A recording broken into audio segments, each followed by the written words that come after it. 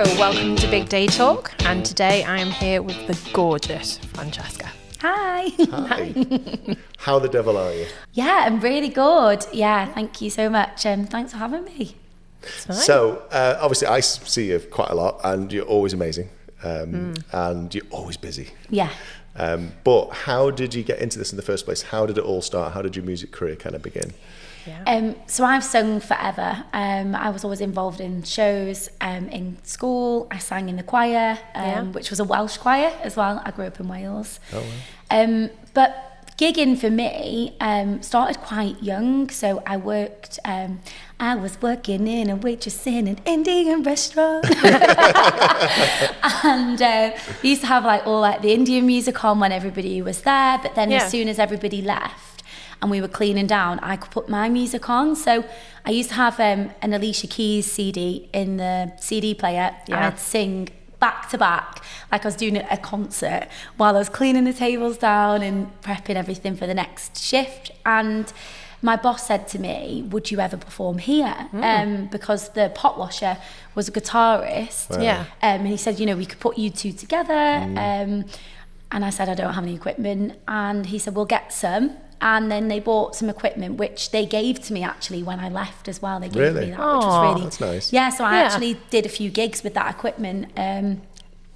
So we got a bit of a set together. We entertained the guests, and then when everyone had gone, he's like, right, come on, clean the dishes now.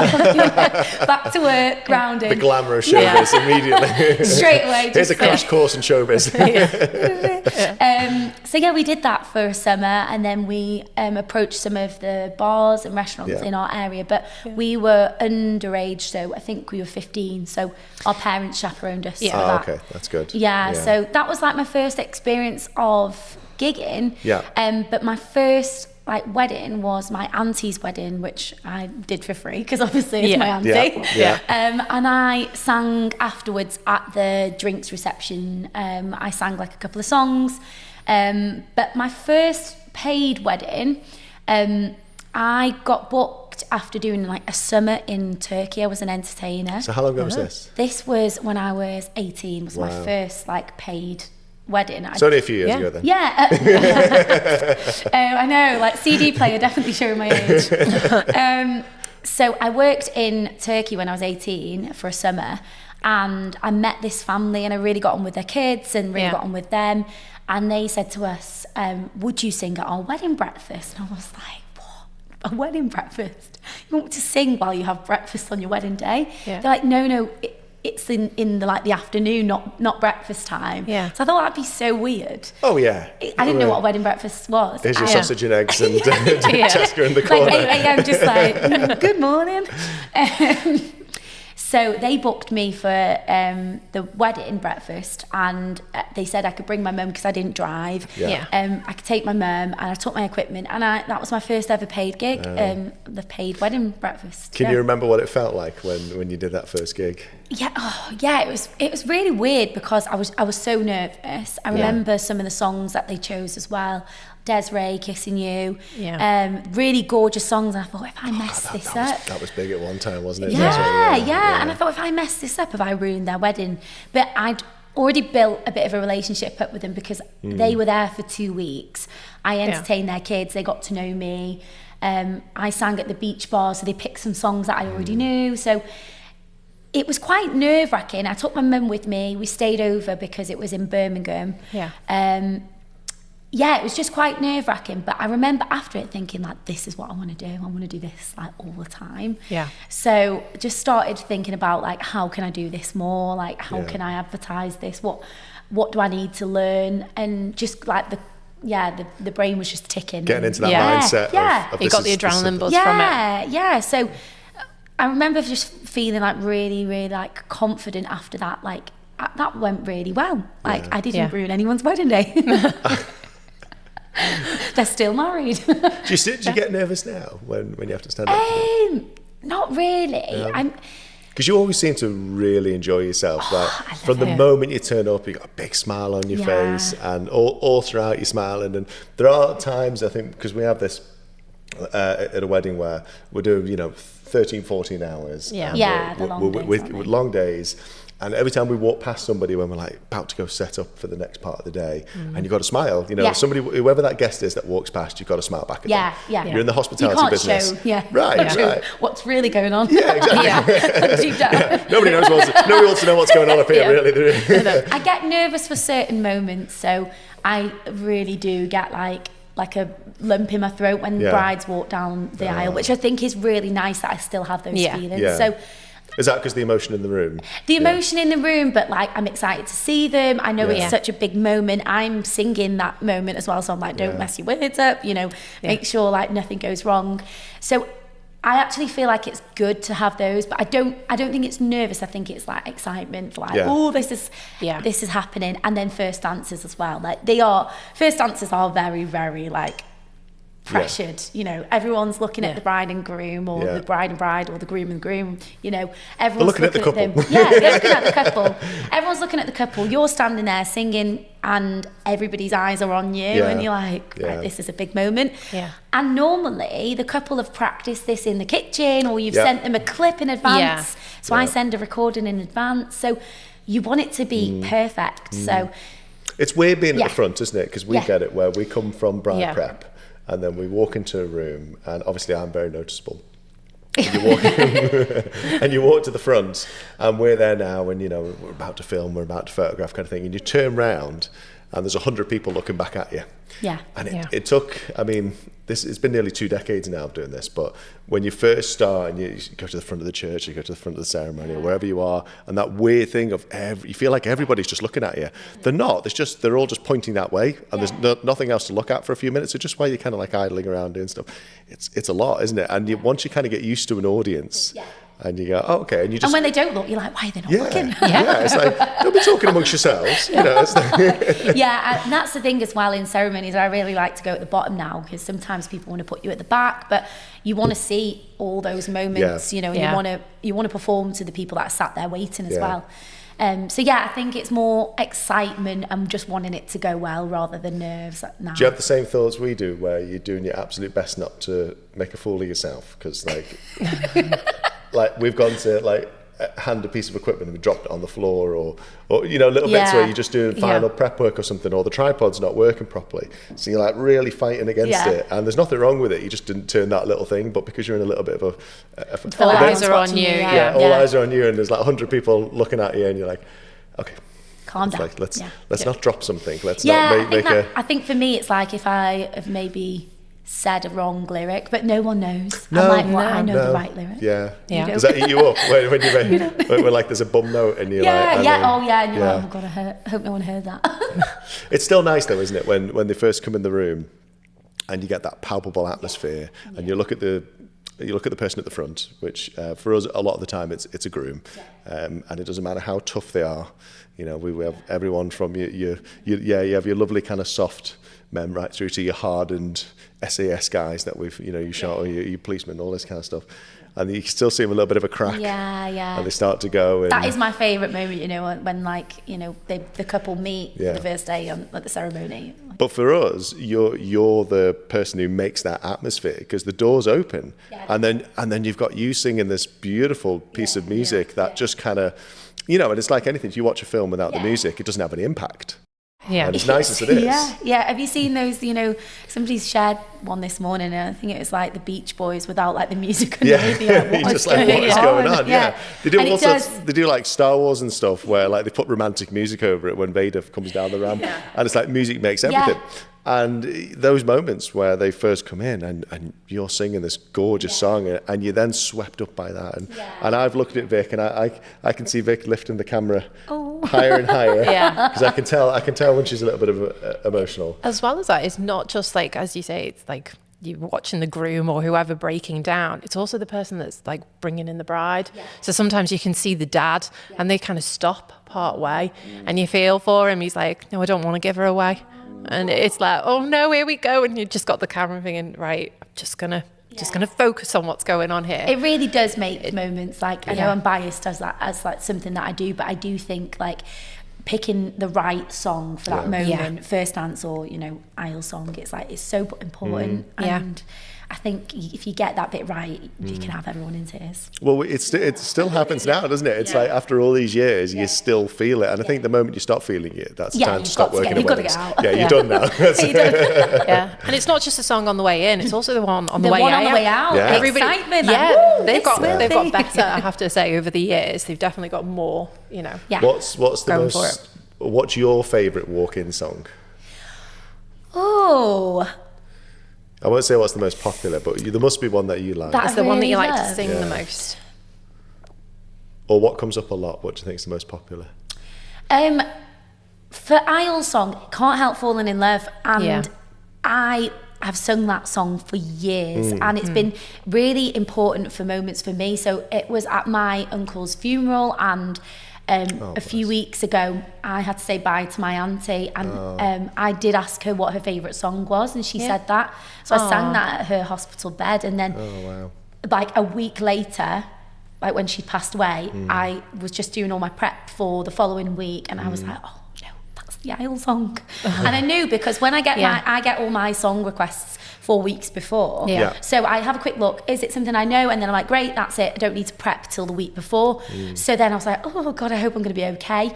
And it just made me love that song again, because I've sung that for years. And, you know, when you have sung something for so many times, it's note perfect, it's emotion perfect, but it put a bit more love for that song. But my favourite song to sing at a wedding is probably This Will Be, and it's probably and it's normally an exit song or a first dance, and it's just gorgeous because everyone loves it. It's beautiful. Getting everyone off, getting excitement. Love definitely. Love that. That's my favourite. So every time I see you, you're always buying new kit, but where did it start? So my first ever bit of kit was the Indian restaurant when they bought that for me. So I used that for a while, but I won a karaoke competition and I won £1,000. So I got one of those, you know, those huge checks that you see on TV. Those are brilliant. I got a big check like that. I was more chuffed about that than the actual £1,000. And I bought some recording equipment and I started making some YouTube covers so that I could show like bars, restaurants. So I won this competition. I bought the equipment, and then like once I'd done a few gigs and I started getting booked for bigger gigs, I started getting more equipment. So I've got 5 PA systems, so I can sing it in 5 rooms on a wedding day. But I don't have a van. My mum always says to me, "You need to get a van," and I'm like, "I'm not getting a van." Too cool for that. Well, I probably would get a nice van, but you know when you're just like, it's excessive, isn't it? So I can. The great thing about that is if you book me all day, I can set up in the ceremony, the drinks reception and the wedding breakfast. Get there way in advance. Nothing's getting trawled through while guests are there. I'm setting it up in all these areas, and the quality is really high because each PA system is for each room. That's obviously taken me a long time to get to that point where I can afford to do that. You know, my microphone alone is £800, you know, and that's one of 3 microphones. So I've got loads of equipment. I've got and loads of studio equipment. So I'm really, really, really like just a geek in sequins. I love recording. I love finding really cool abstract versions of songs. I was going to say, because you're always putting out little recordings and we see stuff of you on Instagram. Can record stuff at home. Like I write my own material. So, you know, when I go and do like a promo video, I'm really, really like a bit of an audio geek about what the quality that comes out of that. So, I've been buying equipment for like 16 years, keeping it, getting rid of stuff, you know, changing it. I think you really, you are a reflection of what you put out, so the quality has to match that. Do you find it's changed these days as well? Because it's not just the equipment you have to do the job, now you've got to have all the behind the scenes stuff that goes with it, because that's now how people see you. And it's because we've ended up with pretty much a second set of cameras to kind of go with content creation, with everything else. We now have cameras recording us doing our job, and you got behind the scenes almost. Well, I've got like a little Osmo Pocket camera, and that's like £600. I just forget to take it, and I bought it to get behind the scenes, but you know what it's like, it's quick to just get your iPhone out. It's just over there, we've got they're fantastic, but it's an extra thing to think about. So I always try and get into the mindset, a stickler for this because I'll do maybe 80 to 100 weddings a year, and it looks like I've probably done 15 on the gram, unless like you guys send me awesome content, because my USP is I'm so present on the day. I'm reading the room, I'm so reactive, and I'd love to get these gorgeous, I always get there really early, I'm like, I'll get a nice video. Never happens for me because somebody will walk in and or I'll chat to somebody and I'm thinking,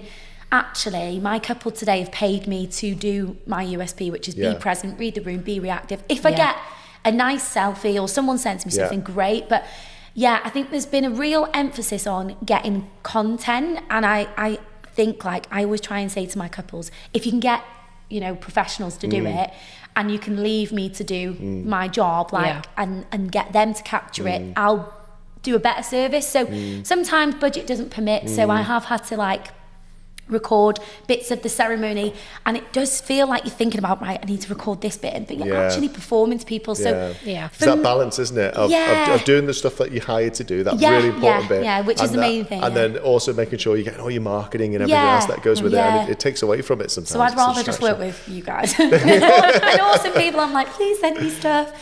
Because as well, the content they get is always going to be much better because I'm in it with the couple. You know, not instead of me going like, you know. But you know, sometimes I have been able to get some awesome random behind the scenes. But I think it has changed a lot. I think it's amazing if you can get there early. I still have to get there 2 hours early, even if I'm not getting any content. And if I've done a late wedding the night before, I'm like, well, actually 2 hours is enough to get there early, set up.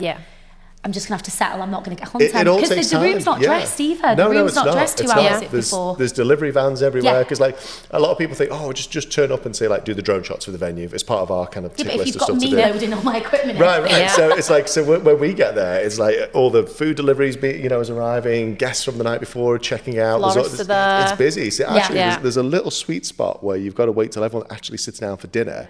Car parks are clear, or shows you that the front's clear, everyone's in the car park, everything's out the way, and you go, right, that's the time to do that thing. And you think you could just do stuff when you want to, but you can't.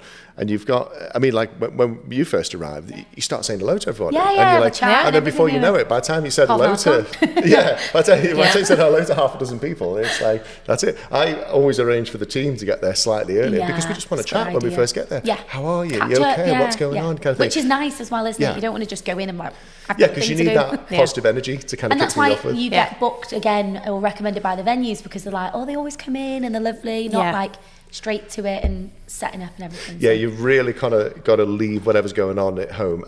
And you've got to turn up and be smiley, hospitality, and be ready, be professional and ready to go. You're your brand as soon as you walk through the door, I think. Absolutely. So when you were saying you've obviously got that much gear, because there's a lot. Do you find that you've kept some sentimental stuff? So have you got still like your first microphone, or have you got outfits that you wore that you're like, oh, well, I performed in that. That's an outfit that, I don't know, sits at the back of the wardrobe, but you still think, oh yeah, I love that one. Or I am a hoarder. I have got like, my first posters from doing like a charity event, or I've got that equipment that I first started, I gave to my sister, so she loves singing, so it's still in the family. I found one of the first songs that I ever recorded. I have hid some of the first ever YouTube recordings, but I've still got them because everything has a meaning to me. I'm very, very sentimental. But I keep everything. I can't really part with a lot of stuff, and I think like those memories have got so much attached, but I think because I am a musician and a singer, there's so much attached to the song. So if I had to keep everything, I would need just like a big warehouse for everything. So I do have to part with things.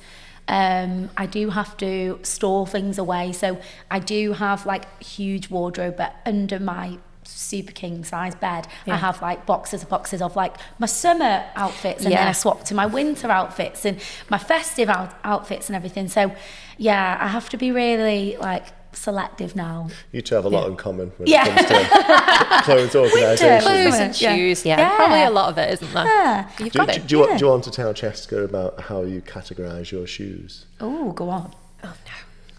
I used to be a shoe specialist for Topshop, so I'm really into shoes. Well, basically, I had them all out on display. They're not anymore though, because I've had kids. Yeah. So the kids got the room. But they were all out on display. But now they're basically, I've took a picture of every one and it's in a wallet so that I can flick through. What do I want to wear? Which shoes do I want? Ooh, because if you can't see them, you don't wear them. Yeah. Have you seen the Celine Dion documentary? No, but I do need to watch it. I've seen little snippets and I thought, definitely, she's my girl. She's got a warehouse with everything she's ever wore, and she has them like categorized and pictures again, so she knows what she's got.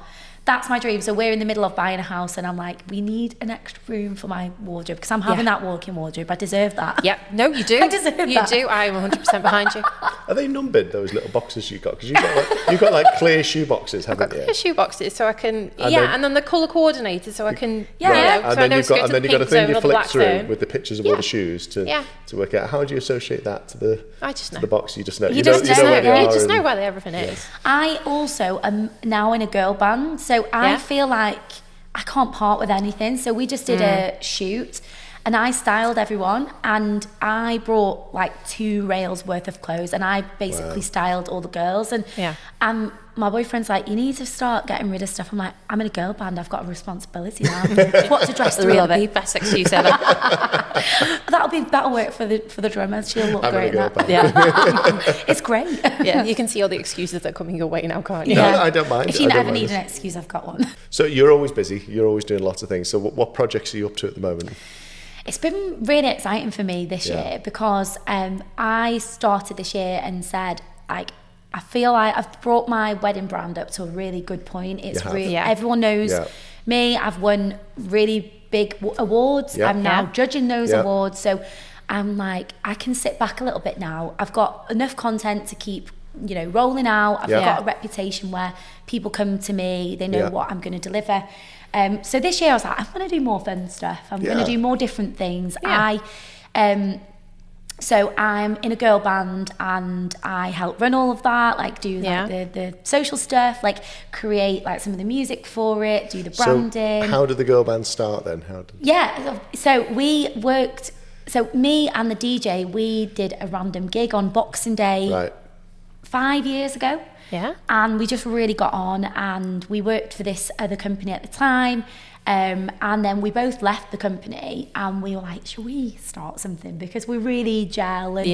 And, so we brought in 2 other musicians that we really got on with, that we thought were top of the game. So we've all got our own careers and we came together to work with our friends to bring really high quality product to the industry and just have fun. I think there needs to be more emphasis on having fun, and that was what I said this year. I want to have more fun. Yeah, and that all feeds back in anyway, doesn't it? Yeah, it shows, doesn't it? Yeah, and you're broadening your talents, and of course it does. Yeah. So we all got together. We had a really organic friendship as well. So that really transfers when we do something because people are like, you look like you're having so much fun. We want to be part. It does look like we that. Want to be part of a girl band. We want to join. And so our clients really want just that fun energy, the feminine energy as well. Absolutely. We are very detail orientated. We really care about what we put out. So that's just been really fun. It's really ramped up this year. We've had some really big clients, really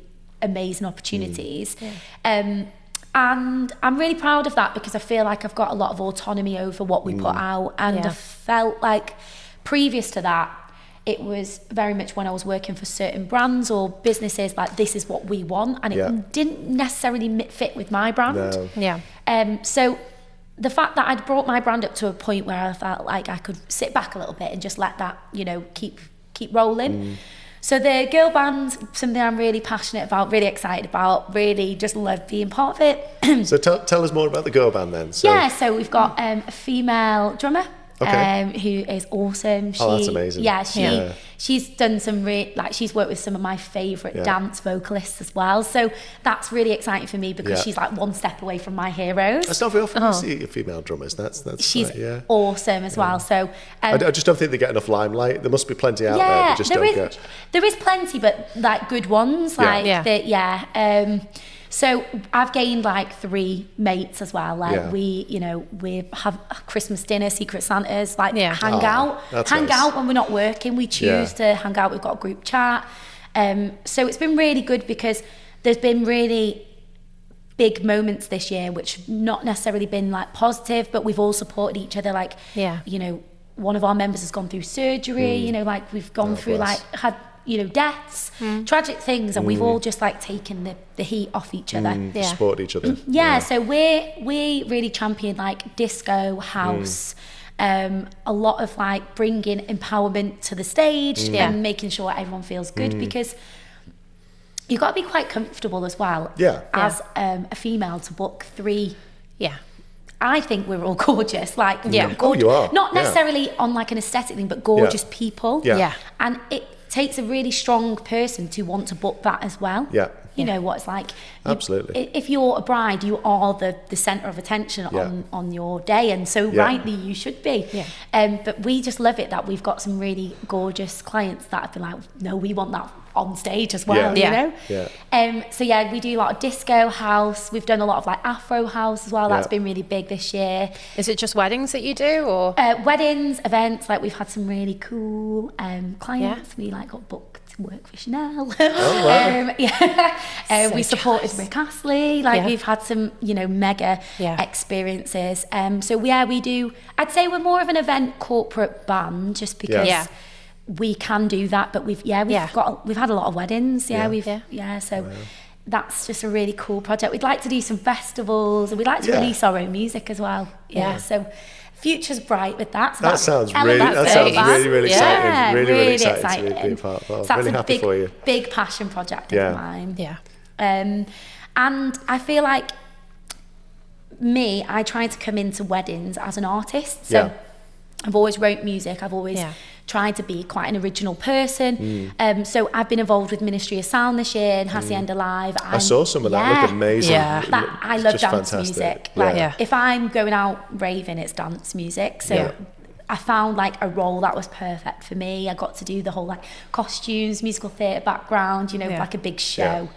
It's great that you get to do what you love. Is like, I want to dress up sparkly. I want to go on stage. I want to pirouette on stage. And you can, and you're getting to do it. And that's such a rare thing in life, to be able to do the thing you want to do. And to get so much joy out of it as well. I think it's important because we have all come into these roles as creatives that are passionate about creating something special. So I feel like that really does feed in. So I've done some really fun artist projects this year that have been like Ministry of Sound, Hacienda Live, and really cool. Like got to perform for MTV when they came to Manchester. And then these are some big things. I know it's huge. It's mega. Like and it's really weird because my boyfriend's always like when I come home, he's like, he's really good. He's so supportive. And does he go to the gigs? Yeah, he comes to some. Not like people's weddings and stuff. He did when I first started, but like Ministry of Sound and things like that. He came to watch me in Ministry of Sound. I just did a house and vocal brunch. Would want to, wouldn't you? That's not leaving you to have fun for the day. That's a big proud moment as a partner to be able to go watch something like that. And I did see him when I was on stage. Like there was 10,000 people, but I'm looking and I saw him and I could see he was super proud. And he's into music, so he does like drum and bass music and can produce and stuff. So he's super supportive with music. But he comes to I just did a house and vocal brunch. He came with me, like carried my equipment, and I was there making sure everything went well. So I'm very, very lucky. You're just strutting in front, and he's just coming in as the celeb, and he's just caddying behind you. Did you make him wear sequins as well? No. He's quite shy, actually. We keep getting asked to do like a duet style shoots, as a couple. Really? I'm no, he just would hate that. I'll do them though. I think you should do. So I think like this year I've really focused on fun, and then although nothing says a red flag more than your partner constantly getting dressed up in wedding dresses. I would worry. Is there something to talk about here? We have brides who who've worked as models for us in the past, kind of thing. Yeah.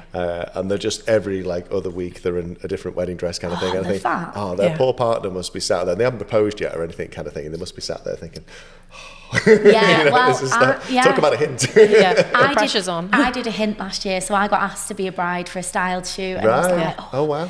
If my boyfriend sees me in a wedding dress, it might, cement things. Hint, wink, wink. Yeah, and I was putting out the pictures and I was writing this caption, and then he said, no, please don't do that caption. It was like, I think it was something like, finally someone's made me a bride. I was like, please don't. No, I was like, no, that is awful. That's a bit much. Yeah. It's like, it will happen.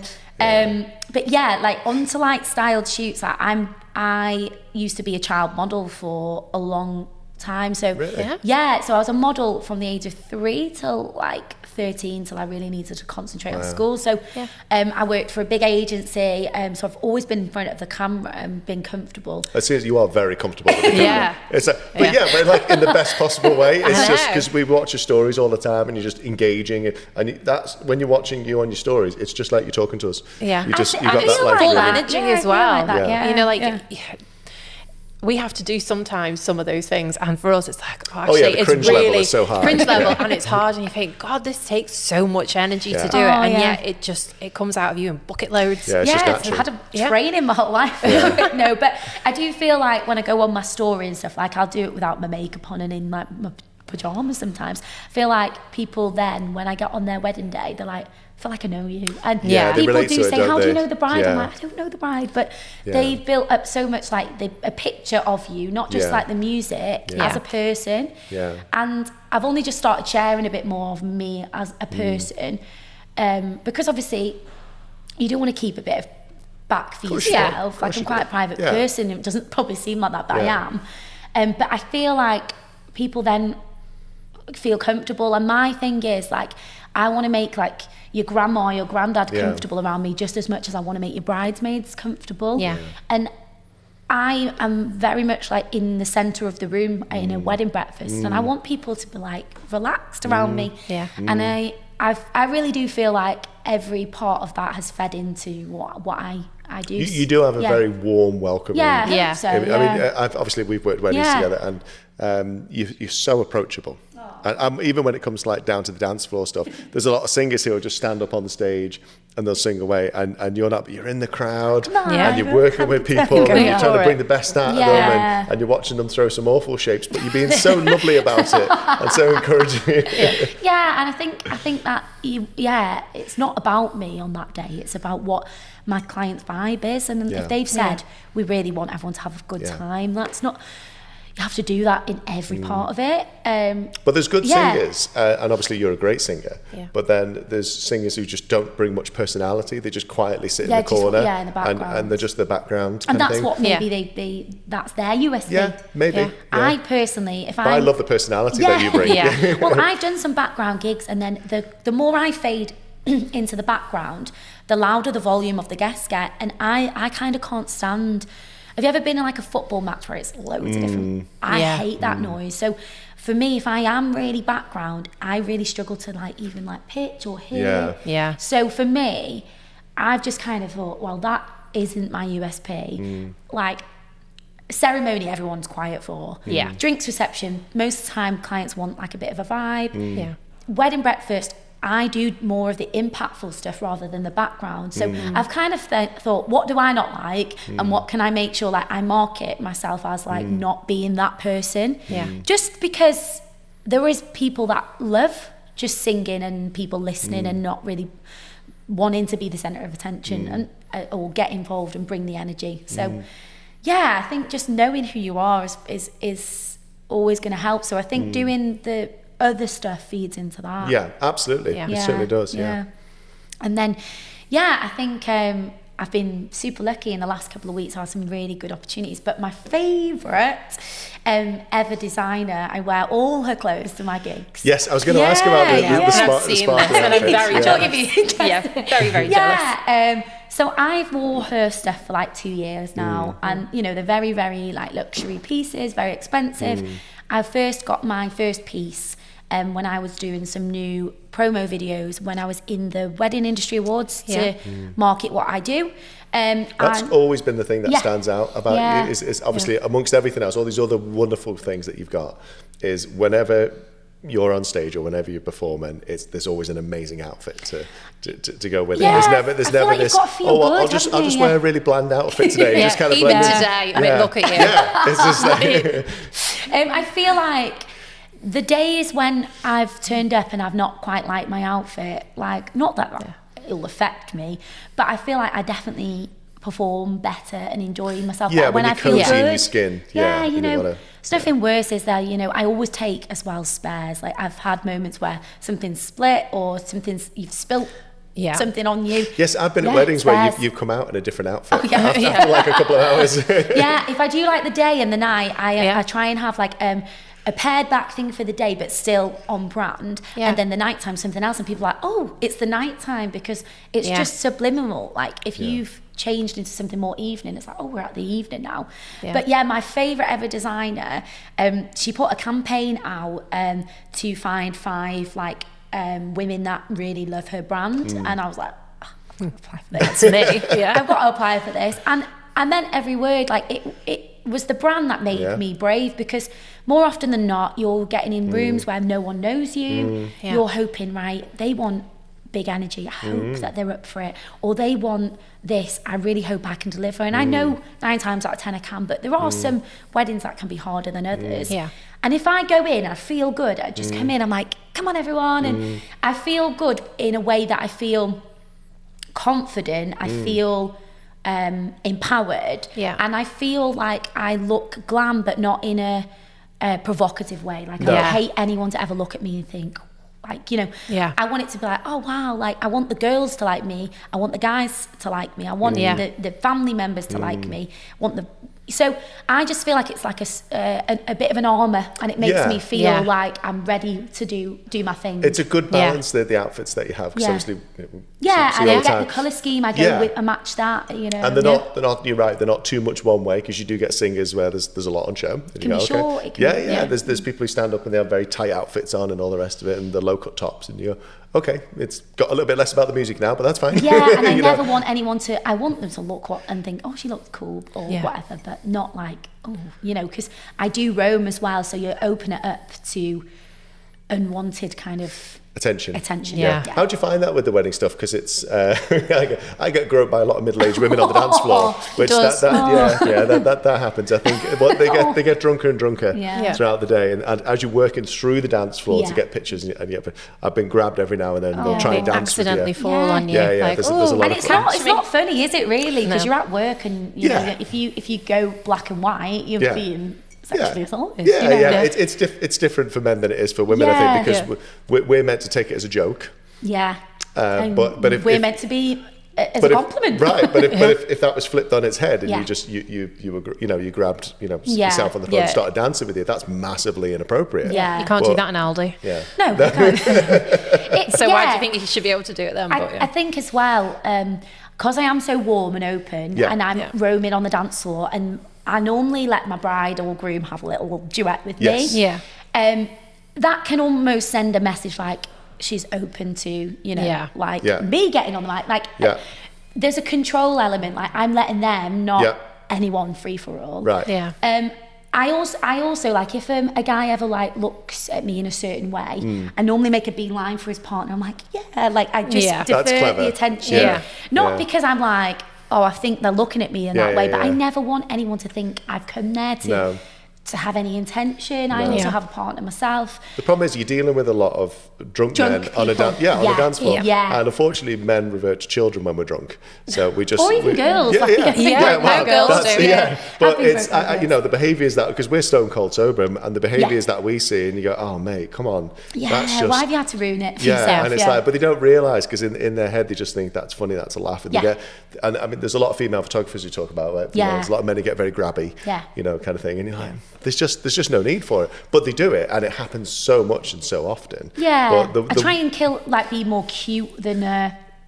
So I think, like, if people ever try and do that, I'm just like, oh no, we don't do that. I try and be like that.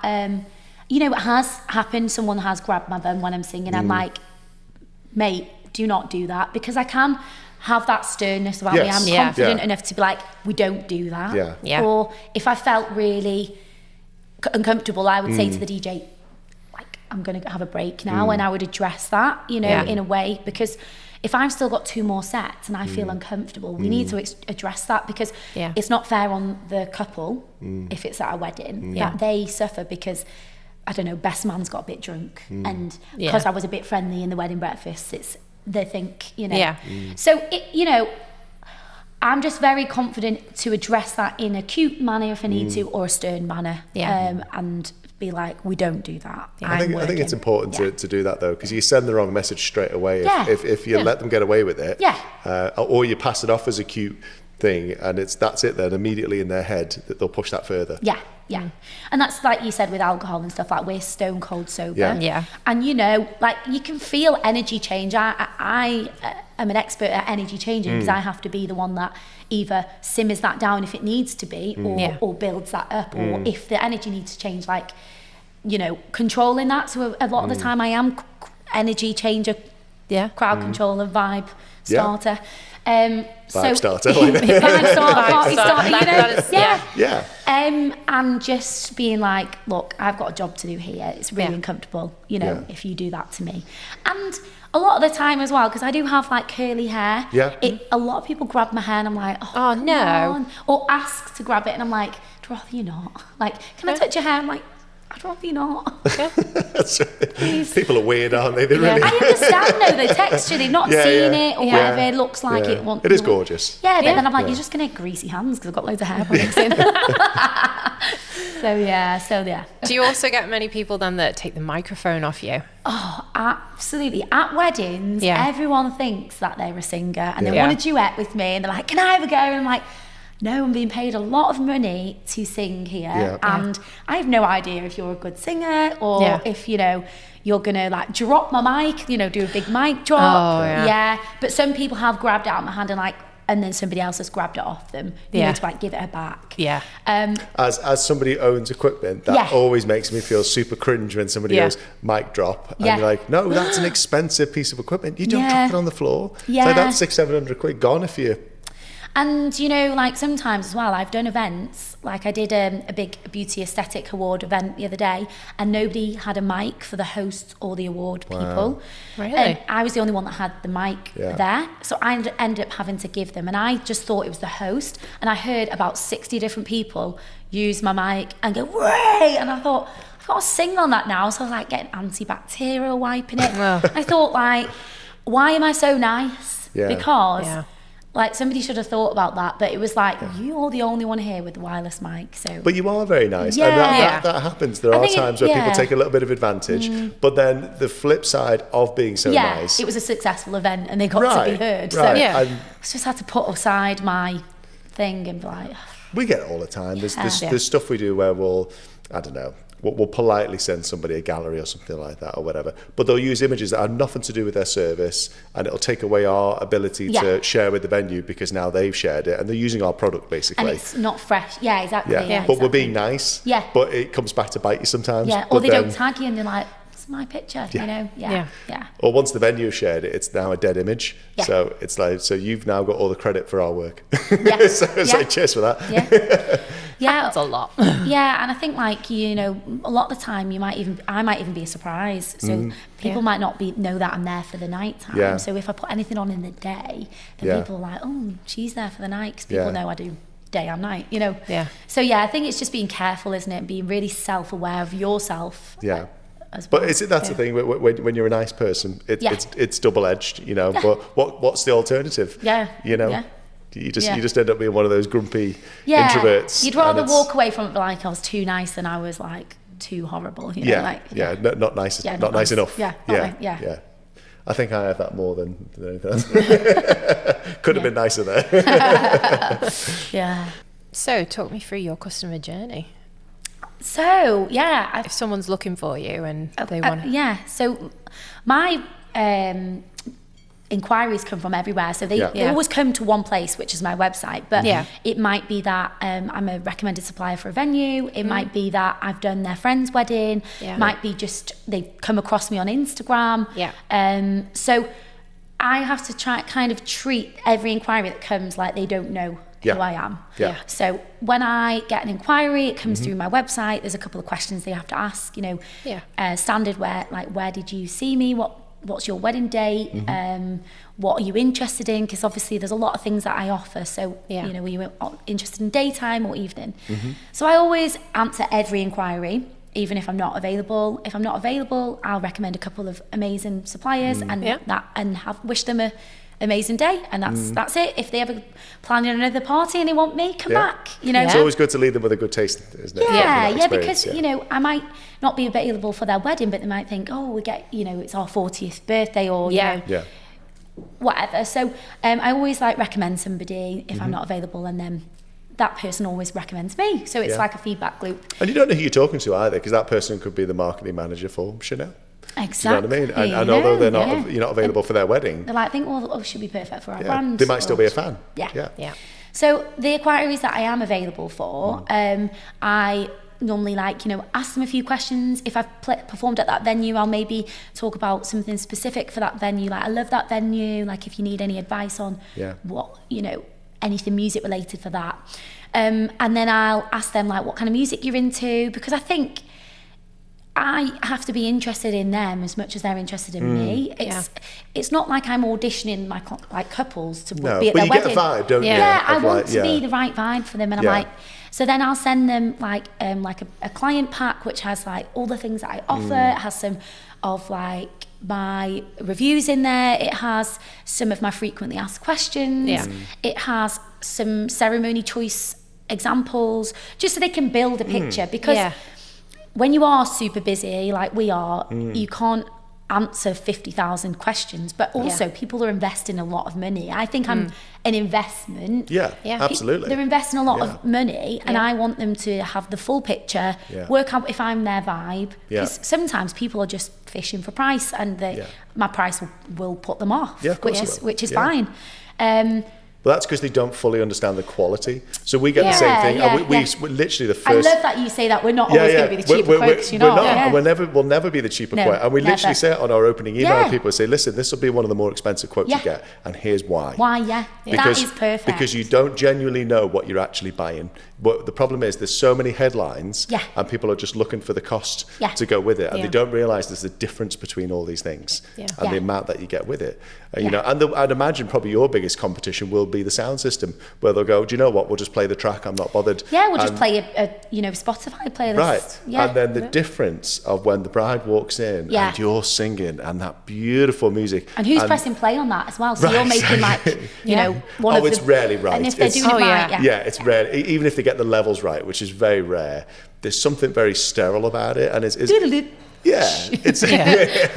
the phone doesn't ring either, or it doesn't stop at the right time. Just stood up at the front or of the they just press stop. No fade out. You'll never be a human being singing, and you can hear your emotional resonance, and the room can feel it, and you'll never get that through a recorded track, no matter how good it is.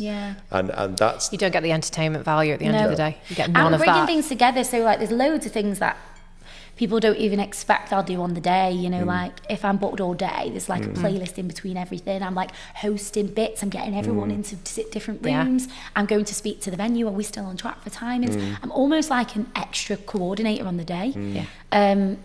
So I try and explain that, but obviously some people just are put off by price, and that's fine. I also say, if I'm not for you, please don't feel obliged to book, or in a way, I don't want you to string me along as well. Don't just ask me loads of questions if you're already put off by the price. If I'm not for you, that's absolutely fine. I will take no offence. Just email me back so I know that you've received this, because sometimes it can go into spam as well, and I don't follow up anymore. I used to follow up. I don't I can get on a really busy week in the summer when I've been out. I can have 20 inquiries in 1 week.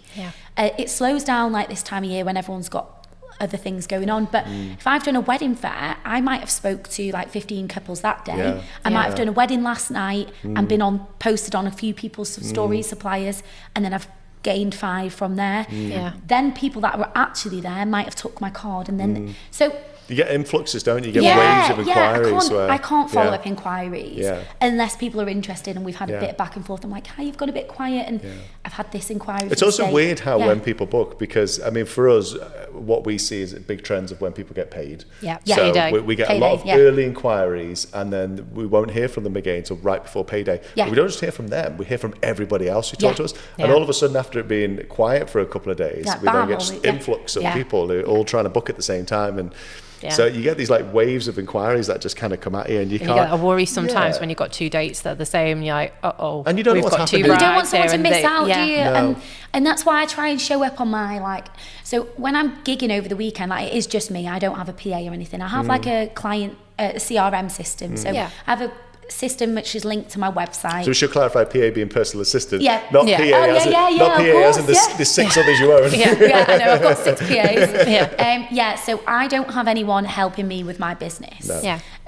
I do all my socials, I do all my inquiries, I do all my client calls. But that's nice too, because it would be very impersonal. It's my name, so I have you're a proper girl boss then going on. And to the detriment sometimes of me, I'm at like 3 a.m. like the other day doing my tax return, because I'm like, when else am I going to do this? But imagine calling and it was just like the office of Franchesqua, you know. And that's it. I don't have my phone number publicly as well. So I used to have my phone number everywhere, and then you get in phone inquiries, and it's like, how do you keep a tab on that? They're difficult, because I don't answer many calls these days, and it sounds terrible. And it's because they'll catch me off guard. And you're not with I've your not laptop, got my diary in front of me, I've not got my information in front of me, I'll say something, and just because we might be free on that day, I don't know where our capacity's at, I don't know where I am.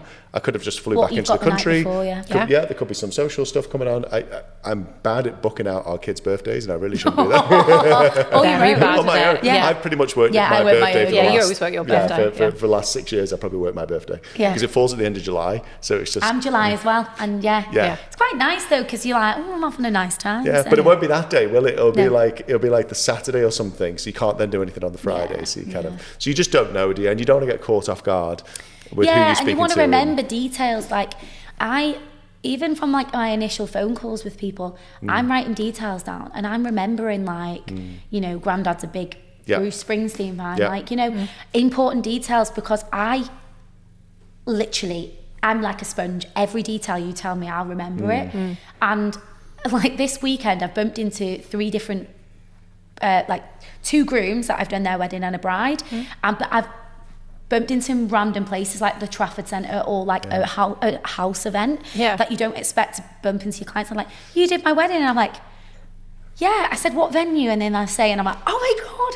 how's your partner? And I'll say their name, and I remember it all, because I just need one like step to be like, it was Coleshaw Hall, and I'm like, oh my God, that was such a fun wedding. Do you know what catches you out of place? It's because when you see them, they're not in a suit. They're not in a suit. They look different. And they're not in a bride. Do people recognise you then? Oh, I feel bad. I know the hair, I know, obviously, but do you go out in this much sparkle?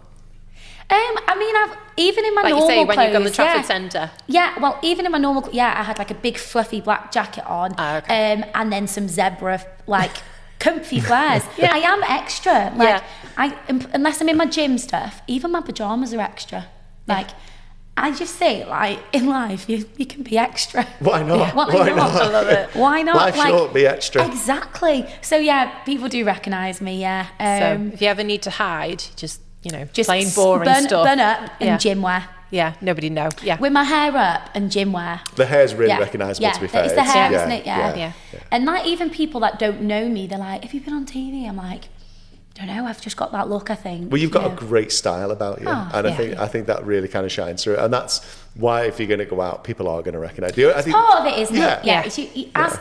Coming from like a musical theatre background, doing shows, it's a costume, and it's like you're presenting yourself. You've got one chance to make a first impression. Even what I arrive to sound check in, it's normally like a floral dress or and like some like comfortable trainers to bring in things, because guests are there, you know, and so I'm pretty sure the only reason suppliers and venues and people remember me is because I'm not 5 foot. Yeah. I think that's the only reason.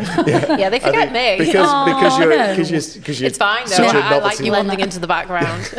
When you're a novelty-sized human, I think, and you walk into a room, I think people remember that, and that sticks with them. But well, they remember you hitting your head. That's why. That trying to go through a it small doesn't happen doorway. that often, but I do clip the odd chandelier. That is a thing. You just see him swinging, thinking, "Oh dear." But no, we all get your little things, haven't you? But if it wasn't for that, I don't think people would remember who it was. And it's nice as well because, like, I'm terrible with faces because I see so many. Yeah. I remember names because obviously your inquiry comes name. You know. Well, especially your bride as well, because if you see a bride, and they've changed the name then. They changed the name. They had full hair and makeup done. Yeah. They had a gown on. They had a white dress and a veil. But even on a wedding day, sometimes like someone will come up to me and I'm like, is that the groom? Is that the father of the groom? Because you're not seeing the bride yet. Yeah. So sometimes like I'm like, is that the groom or is it his dad? You know, and then they'll say like, oh, you know, I'm Anton, and you're like, oh hi, how are you feeling? You know, because you've had most of the conversation with the bride, and obviously everyone can spot the bride. Yeah. They've got a white wedding dress unless somebody else has worn a white wedding dress. So I think I try and find people that are right for my vibe as much as I'm right for them. Like, I'm not for everybody. I don't have the space to take every client on. But we get that. We get people coming to us saying, you know, we really want you. Like, we're having this like intimate pub, you know, thing, and I'm like, well, you know, we're a bit overkill for a pub. First of all, I don't fit in them that well, so I'm not going to be that discreet. You know, that's just not how they're made. Unless you want a security guard. We're probably too expensive for it. We'll over cost the actual gig itself. You know, and if you really, really wanted it, that's fine. But let me find somebody who will fit into that pub. And that's really nice, isn't it, when you can do that? Like, I'm not a heavy metal singer, but I know somebody that does that. You know, so I say, let me know what your music tastes are. Like, if I'm not right for you, that's fine.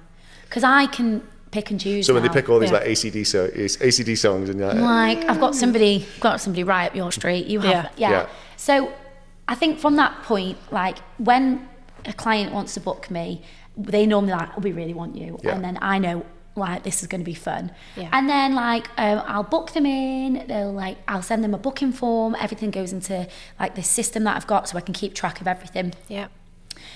We have a phone call 6 weeks before their wedding day. They have a Google form to fill in, which asks them questions like what's going to be their married name, because I've worked for a lot of companies and I don't get that information, so I'm normally asking you, what's their married name? So if I'm ever on a wedding with you and I say, what's their married name? It's because I've not been told that. Do you know what? People do that to me all the time, and when it's... Do you feel like, how do you not know? Yeah, no, not at all. Because even the venue will come up and they'll just double check like the pronunciation of things like that. And that's the one that catches me out, where it's got like a particular way of saying it. And like, I can remember how it's written. If I'm honest with you, it's slipped. Yeah, like phonetically. Because I'm concentrating on everybody's name and I'm trying to take in mum and dad's name and have all that in my head. I completely forgot what their surname was until I see it spelt out in letters in the evening reception. It's normally somewhere around, isn't it, on a board? So, so like... then we have the phone call, which I really like. Some people don't want a phone call, which is fine. So that's what the Google form is there for, a backup to get all that information. But because I'm going to spend a lot of time there and I'm going to entertain you and I'm going to be like bringing you on a journey, if you like. I like to have those little conversations that might not think is important enough to write down, but I'm like, no, that's definitely important. What's the last song you want to hear on the night? Is there something that was big on your hen-do? You know, things that that you don't want to ask people to fill in on a Google form. And then on the day, I always, if it's like the ceremony, I try and pop up to the bridal room, or like most of my clients, it is the bride that I've dealt with. And I was going to say, do you get much time with the groom, or do do you know, like if I'm in the ceremony bit and they're before the registrar of course, bit, So 2 weeks ago I had a couple. They'd already come to 2 different wedding fairs to meet me. They brought their son. Their son is a ball of energy, and he'd had a night away from his mum the night before, obviously.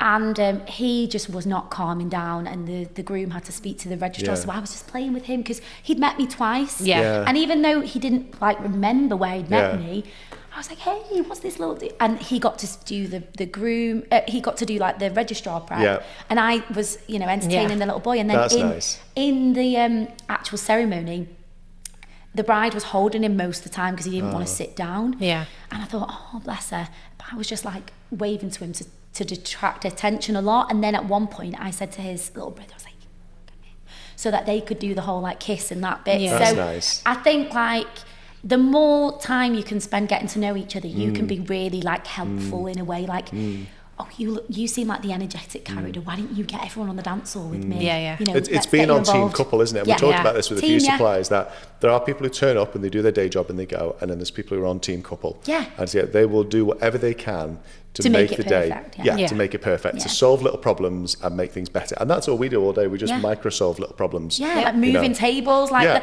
tweaking things. The stuff I've done. If you did your job description, it's like the stuff I've done. You're like, you did that? I'm like, yeah, did that. Yeah. I've got changed into a dress as the bridesmaids are walking into a ceremony, and I'm not doing it. I'm in the same outfit as a bridesmaid, but the colour scheme has been colourful. There's 12 bridesmaids, and I've got a dress on. So I've gone to the car and got my other spare dress and got changed. So you didn't clash? When she came out, she goes, why did you get changed? I'm like, because you're the bridesmaid and it's your moment. Yeah. And that's amazing. Things like that's that. amazing. Knowing you've got to know spares of everything. You've got to have backup plans for everything and get stuck in. The more you get stuck in, the better the day is. And that's being on Team Couple. And that's the difference between yourself and a lesser quality supplier. The cheaper quote. Yeah, it is. Not necessarily, but I do think like that is, I pride myself saying I'm a luxury supplier, and people are like, what is luxury? And I'm like, luxury is like, you know, bringing like high quality product. That's that's the most important thing, but it's the details, it's behind the scenes, it's the reactiveness, it's the preparation in advance, it's all the stuff that happens before the day happens, you know, in advance. Absolutely. It's not just the product, it's the packaging, it's everything. It's everything that you bring to it that people don't realise that are a part of it. So somebody was giving me a description not too long ago about what high-end luxury looks like, and it's basically, it can be the same venue, but the staff that are brought in, when somebody walks past, they will stand and they will turn to let a guest go past. So they won't kind of like, oh, really sorry, there won't be any of that in the corridor. If you're a guest or wedding party, they will stand and they will turn to one side so people can push past them quite comfortably and easily. And it's like when royalty goes past, they have that tiny, tiny little thing is one of a million things that make up quality and luxury. And it's all the stuff that's really intangible and you don't see. And it's the little things that we do as suppliers that make the difference between somebody who just comes in and does their job and somebody who is a quality supplier. Yeah. And you've got to think about, if you're a luxury provider, your clients. So people always say to me, oh, you're not on TikTok. I'm like, my clients aren't sat on TikTok because they're directors of companies, they're CEOs, they're celebrities. They're not sat down. They're not even dealing with me. They've got an event planner to deal with me.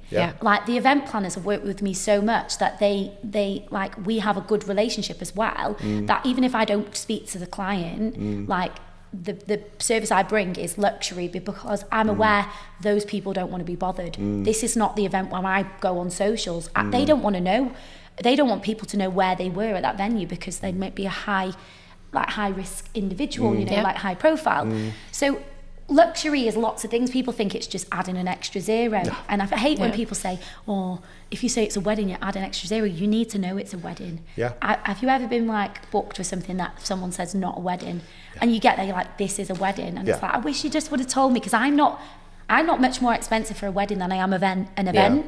But I can bring something different if it's a wedding. So, because somebody asked me that, what makes you luxury? And I had to try to really think about it. And I was like, I know I am luxury, but like, if you have to like tell people, it's like there's lots that makes it luxury. It's that knowledge and experience that goes with it as well. It's the understanding the nuances of a wedding. And sometimes we have this where, because one of the clashes we sometimes have with content creators, and we do train them on our workshops, but one of the issues that you have is because it's such a new service, is that they've only been around for a couple of years, so they've literally only got you as well. So they've only got a couple of years of weddings under their belt, which means all the tiny little things that make up a quality supplier, they haven't learned that yet because they haven't got time served experience that comes with it. That's why we incorporated it, because we understand when you shouldn't be making the bride late, when this needs to happen, when that needs to happen, to where do a to TikTok, be, just for the sake of something that progresses your thing, but interferes with everything else that's going on around it. And even though it's non-interference,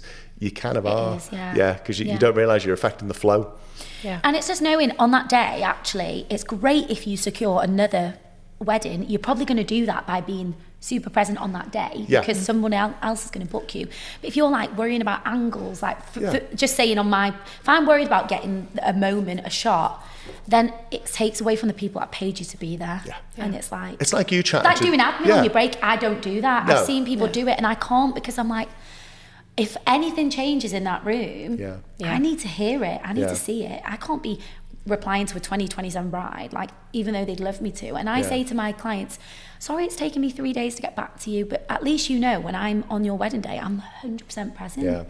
I'm not thinking about, I need to get a booking in from 3 years time. No, it makes total sense.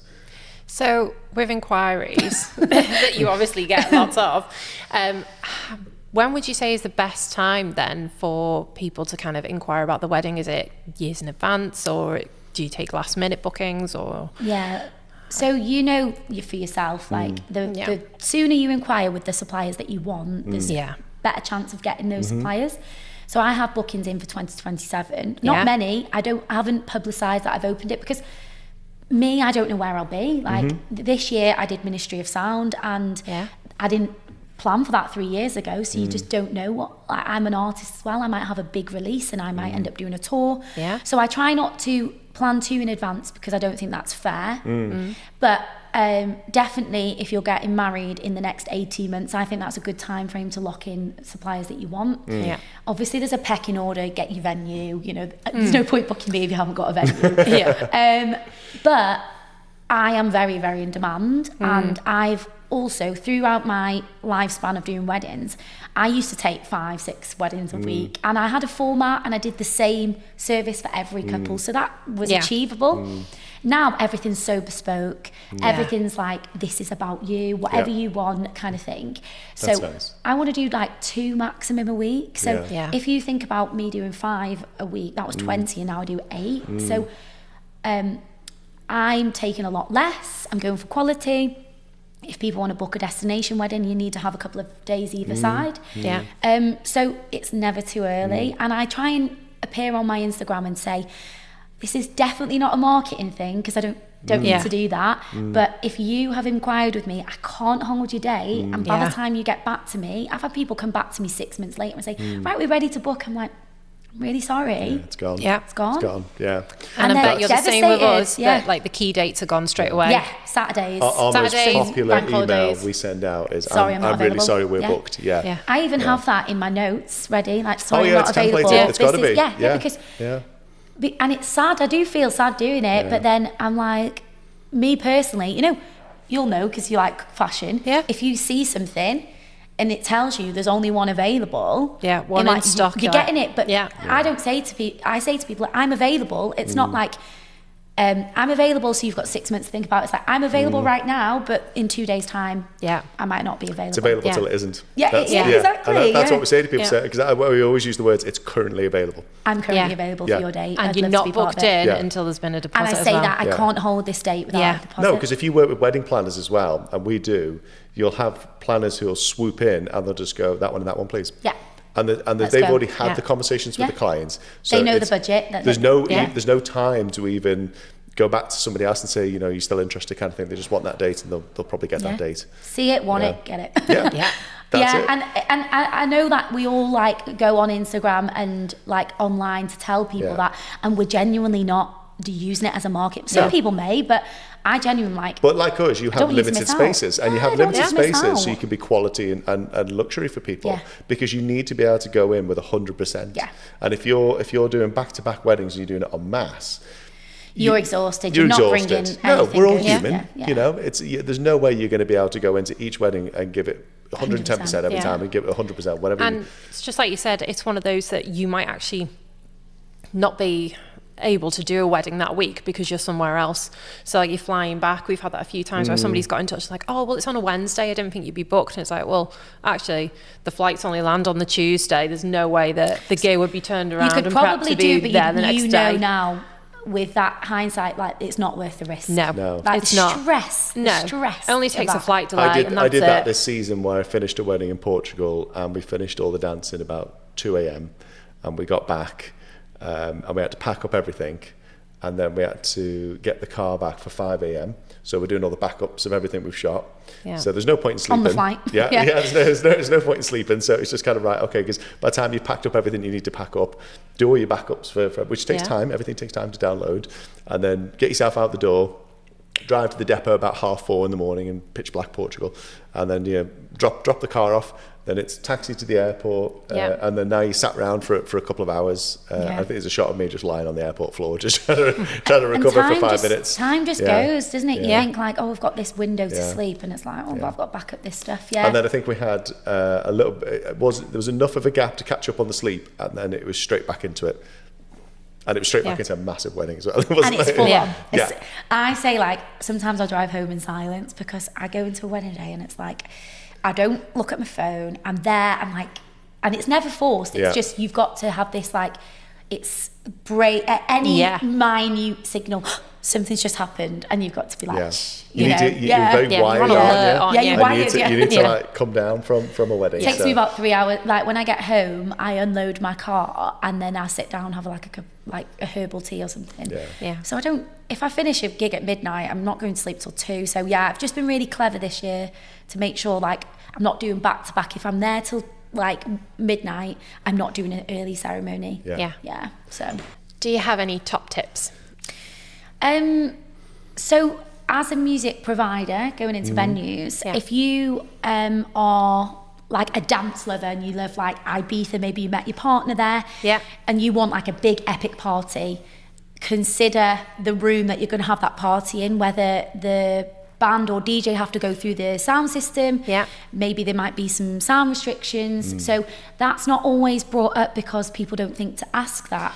True. So for me, if I was getting married, I would be thinking about, can I bring my own musicians in? Do I have to use theirs? Do they have to go through a sound system? Can they bring their own? Is the bar really far away from where the party will be? That's just because music is my priority. Whereas people might prioritise what the venue looks like. They might want like a period property, or they might want a certain look. So from like a music point of view, it's making sure that your venue permits external musicians. Or you might have to use their recommended suppliers. That is true. Like a DJ that's in with the package. And then that your venue can house that. Or if you're having like a wedding in the height of summer and you want an outside drinks reception, making sure you can have outside music as well. I would try not to follow trends as well. I feel like a lot of people book certain things because they've seen it at somebody else's wedding. So I'm an advocate for, say, saxophone, because I work with a lot of sax players. But if you're not into the sax, why would you, and you're into more like bands, why would you go and get a DJ in sax? So I feel like trying to not follow trends and look at what everyone else is doing and think about what you want and what you value. Because I think you can get swept away with Instagram, TikTok, all of that. You think, oh, that's what everyone's doing now, I must do that. So they're my biggest tips from like a music point of view, but also making sure you get the right suppliers that work well together as well. So that can be, if you have got a DJ in with a package, I work with a lot of DJs that I'm comfortable with, so we can make that look like we've worked together for years, because I'm the right supplier to add on into something.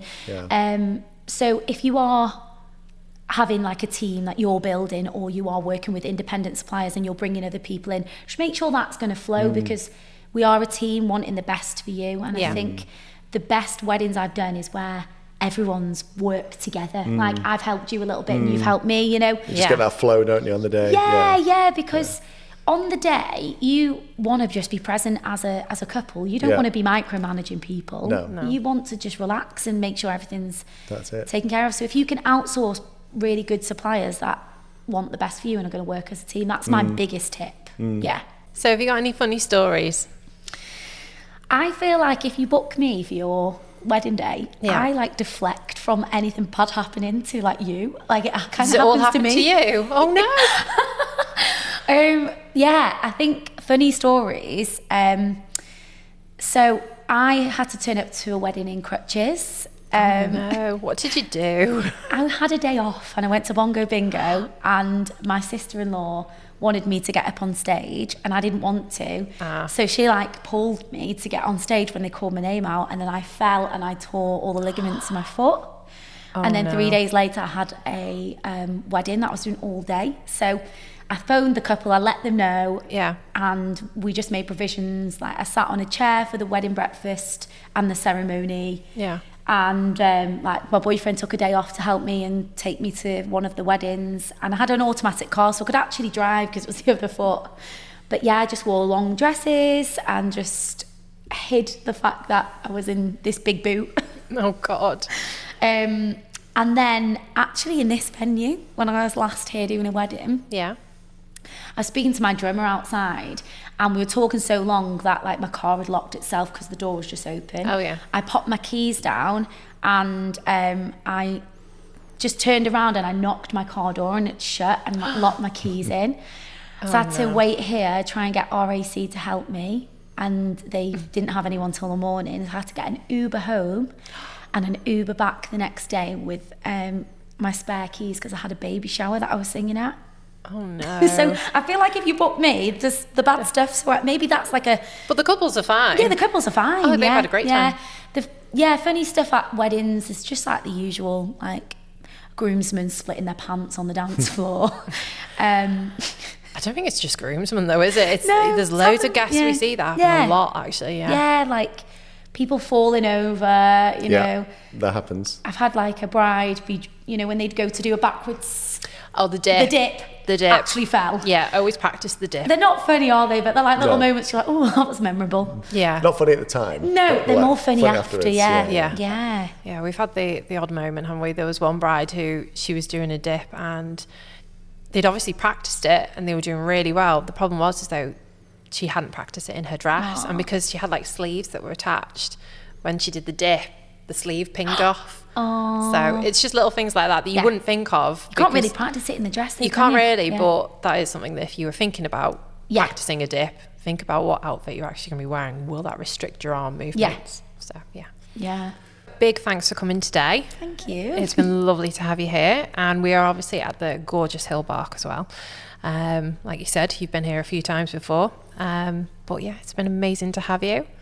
We can't wait to see some of these new projects and what happens next. It's going to be really great. So we're going to keep an eye on your Insta. It's going to be great. Thank you so much. Thank you for coming. Thanks. Bye for now. Bye.